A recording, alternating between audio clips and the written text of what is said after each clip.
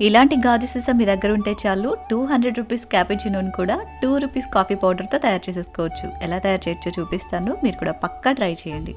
ఈ సీసాలోకి 3 spoon sugar, 1 spoon coffee powder, 1 table spoon normal water and ఒక 4-5 వరకు ice cubes వేసేసుకోండి. ఇలా ఐస్ క్యూబ్స్ వేసేసి లిడ్ టైట్గా క్లోజ్ చేసేసి కంటిన్యూగా ఈ విధంగా షేక్ చేస్తూ ఉండండి. ఈ ప్రాసెస్ అనేది జస్ట్ ఒక 5 నిమిషాల పాటు చేశారంటే ఇందులో మనం వేసిన అన్నీ కూడా చక్కగా మిక్స్ అయిపోయి ఈ విధంగా క్రీమీ టెక్స్చర్లో ఫామ్ అయిపోతాయి.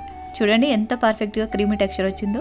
మిక్సీ జార్తో కానీ లేదా బ్లెండర్తో కానీ పని లేకుండా సింపుల్గా ఇలా గాజు సీసాలోనే క్రీమీ టెక్స్చర్ అనేది ప్రిపేర్ చేసుకోవచ్చు. దీంతో కాఫీ ప్రిపేర్ చేసుకోవడం కోసం ఫస్ట్ ఇలా గ్లాస్లోకి కొంచెం క్యాపుచినో మిక్స్ వేసేసుకుని బాగా వేడిగా ఉన్న పాలు పోసేసి పైన మళ్ళీ కొంచెం క్యాపుచినో మిక్స్ వేసి చాక్లెట్ సిరప్ తోటి ఇలా డెకరేట్ చేసుకుని సర్వ్ చేసుకున్నారంటే చాలా చాలా టేస్టీగా ఉంటుంది. దీంతో కోల్డ్ కాఫీ కూడా ట్రై చేయొచ్చు, చాలా బాగుంటుంది. తప్పకుండా ట్రై చేయండి. వీడియో నచ్చితే లైక్ చేయండి. Thanks for watching. Have a great day.